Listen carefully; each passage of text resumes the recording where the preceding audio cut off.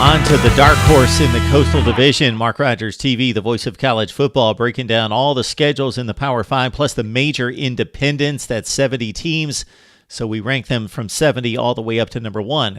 We've arrived at schedule number 34. It belongs to the Duke Blue Devils, 7th most difficult schedule in the ACC. Here's why.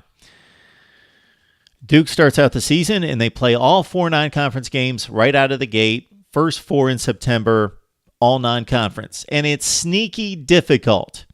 They do have Army at home to open the season. Of course, the Black Knights coming off a 10-3 campaign. Very legitimate with a win over Wake Forest and a win against San Diego State.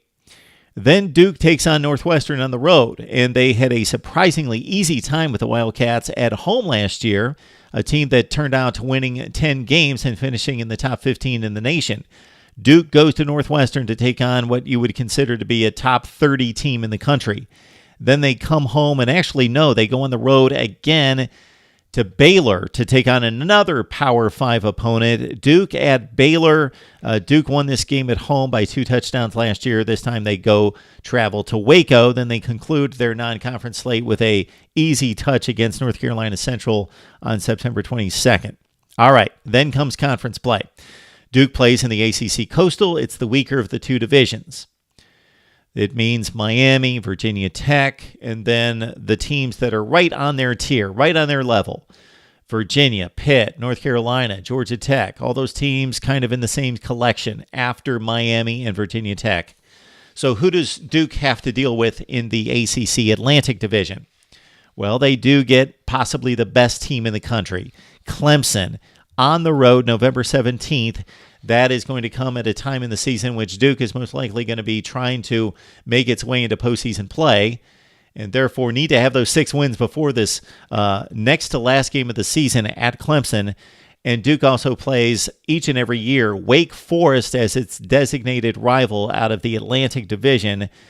And so Wake Forest, one of the top roughly 50 teams in the country, and Clemson could be the very best in the nation. Those are the last 2 games, and those are both Atlantic Division games in addition to the Coastal Division games. So highlighted out of conference by a date at Northwestern, also Baylor and Army, the non-division games against Wake Forest as usual to conclude the season, and Clemson, the possible national champions, and of course the ACC reigning champions for quite some time, going back to 2015.